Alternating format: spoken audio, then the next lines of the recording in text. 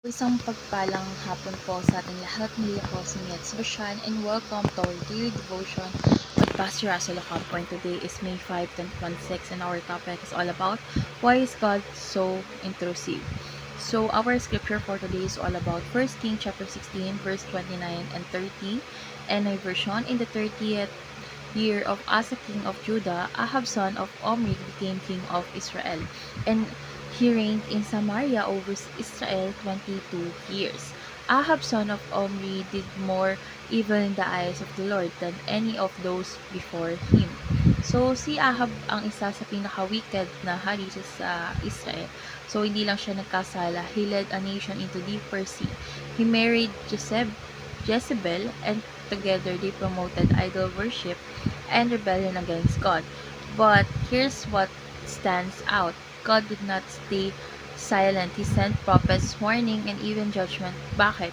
Because God is not distant. He is involved. What some people call intrusive, the Bible calls sovereign care and holy authority. So God stepped into human affairs not to control us unfairly, but to correct, guide, and bring us back to Him. So let's go on to our teaching. First is Ahab was the most evil king, so he did more evil than those before him, showing how far a person can drift when they reject God. Sin grows when it is tolerated and normalized.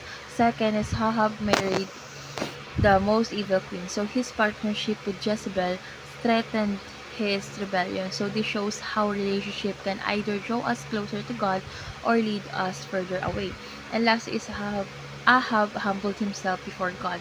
So kahit gaano kalala ang kasalanan, may pagkakataon pa rin for humility and repentance. So when Ahab humbled himself, God responded with mercy. This shows God's heart even toward the undeserving. So how do we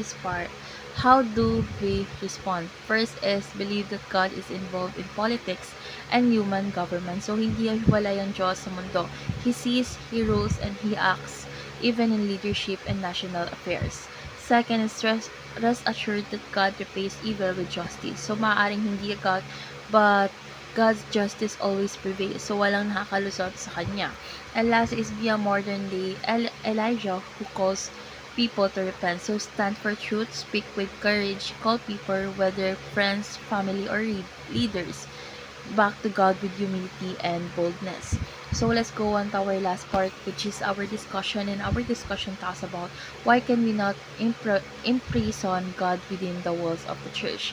Because God is the Lord of all, not just a religious spaces. So He is present in every area of our life, home, work, government, and society. Limiting God to the church is misunderstanding His sovereignty. So he deserves to be honored in every part of our lives. So what is secularism? So it is the belief that separates God from public life, treating faith as private only, but the Bible shows that God is involved in all aspects of our life. So why must we believe that God is active in all areas? Because He is creator and Lord of everything. Walang bahagi ng buhay natin na outside His authority.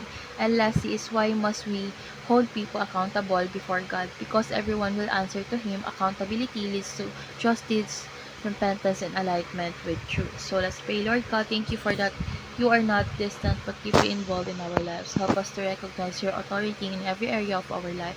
Give us courage to stand for truth and call others back to you. Teach us to live in reverence of your presence daily. In Jesus' name we pray. Amen.